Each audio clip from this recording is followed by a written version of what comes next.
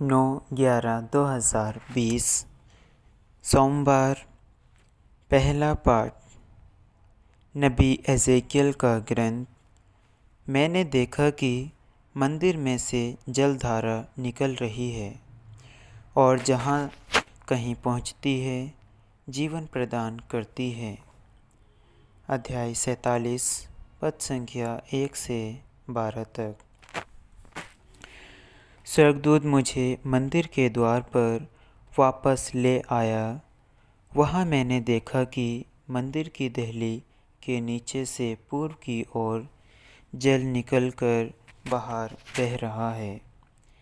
क्योंकि मंदिर का मुख पूर्व की ओर था, जल वेदी के दक्षिण में मंदिर के दक्षिण पार्श्व के नीचे से बह रहा था।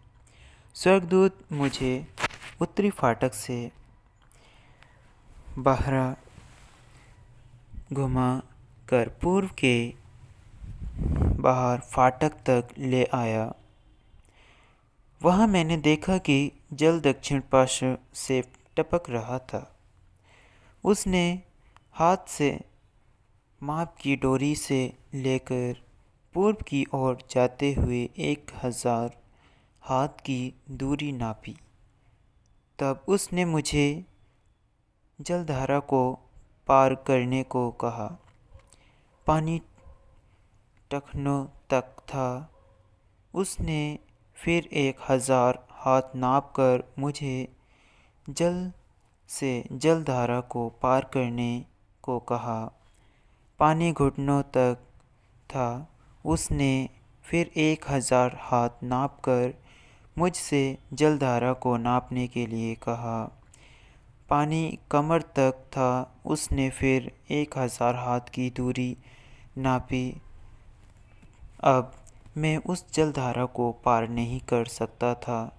पानी इतना बढ़ गया और कि मैं तैर कर ही उसे पार करना संभव था।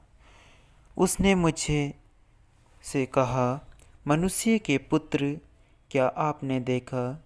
तब वे मुझे ले गया और बाद में उसने मुझे फिर जलधारा के किनारे पर पहुंचा दिया। वहां लौटने पर मुझे जलधारा के दोनों तटों पर बहुत से पेड़ दिखाई पड़े। उसने मुझसे कहा, यह जल पूर्व की ओर बहकर अराबा घाटी तक पहुंचता और समुद्र में गिर जाता, या उस समुद्र के खारे पानी को मीठा बना देता है। यह नदी जहाँ कहीं गुजरती है, वहाँ पृथ्वी पर विचरने वाले प्राणियों को जीवन प्रदान करती है। वहाँ बहुत सी मछलियाँ पाई जाएंगी, क्योंकि यह धारा समुद्र का पानी मीठा कर देती है और जहाँ कहीं भी पहुँचती है जीवन प्रदान करती है। नदी के दोनों तटों पर हर प्रकार के फलदार पेड़ उगेंगे। उनके पत्ते नहीं मुरझाएंगे और उन पर कभी फलों की कमी नहीं होगी।